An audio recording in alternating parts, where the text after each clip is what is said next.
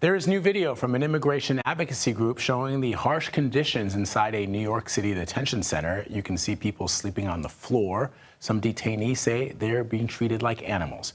On the takeout, New York Democratic Congressman Adriano Espaillat said lawmakers could pursue legal action. Watch. I hate to think that the law allows for people to sleep on the floor, to have 30 men in one area with one toilet, no showers. And there are some of them allegedly for over a week. So anytime anybody's held for over 24 hours, that automatically makes it a detention center.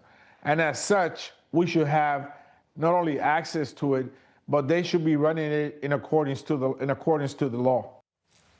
Multiple lawmakers, including Congressman Espaillat, have been denied access to that facility. CBS News national correspondent Lilia Luciano spoke with one woman whose husband was detained there. Men seen sleeping on the floor on thin thermal blankets, with reports the lights are kept on around the clock, and nearly 30 people sharing a single toilet. Video released today by the New York Immigration Coalition gives a first look inside some of the holding cells of the city's federal immigration offices. A man is heard saying, "Look how they have us, like dogs in here." He said it was very bad. They treated them like animals. Samara's husband, John Paul Alcivar, was held at that facility for several days last month. She said he was fed just a sandwich and a bottle of water a day. Then he was sent to a detention center in Louisiana. He was a whistleblower. So it wouldn't be safe for him to go back? No, not at all. She told us he was fleeing persecution in Ecuador and was detained by ICE when he showed up to an asylum hearing. He did not deserve any of this. He made sure he followed all the laws. He's never been arrested. He's never had any criminal record. Samara is an American citizen. The two were married in May, and when he was arrested, she was pregnant. That kills a person when the love of your life is just ripped from your hands. It was kind of very traumatic for me. You blame the miscarriage on that trauma? Yes, I do. Now she also fears for his life. She says being denied access to life-saving medication for a liver condition. Do you fear his continued detention or his deportation more? If I was to choose one, being in a detention center. That's scarier than him being deported. Because he's suffering in there. You know, he's in so much pain. If they continue what they're doing and not giving him what he needs, he's going to die in there.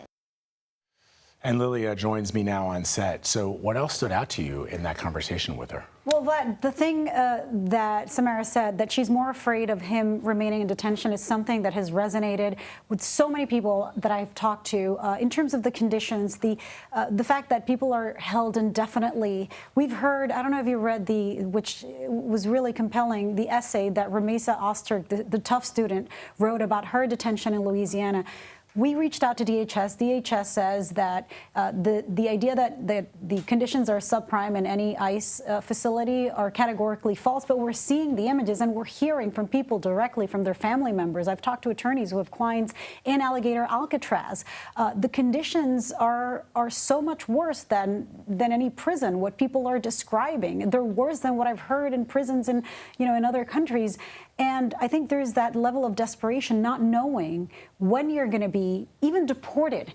Even in this case, you have somebody who he was asking for asylum as a whistleblower, showed up to one of those appointments.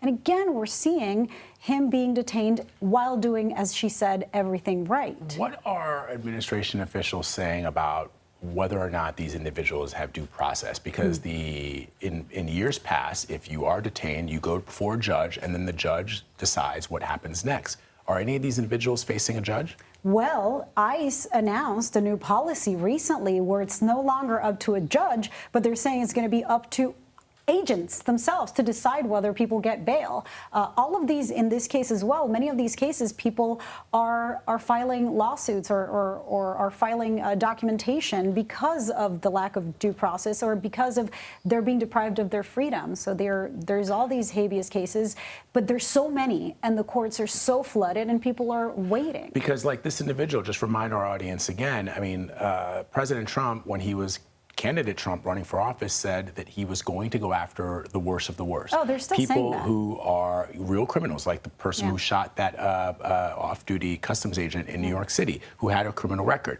I think everybody can get behind seeing that individual get booted out of the country. But the person that you just spoke to, his wife, he's a law-abiding, not a citizen, but he's a law-abiding taxpayer. Person.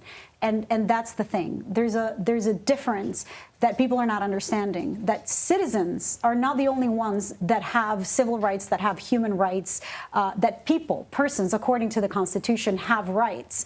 And that is a very important distinction. It's not just limited to the citizens. All right, Lilia Luciano with always crucial reporting on this subject for us. Thank you very much.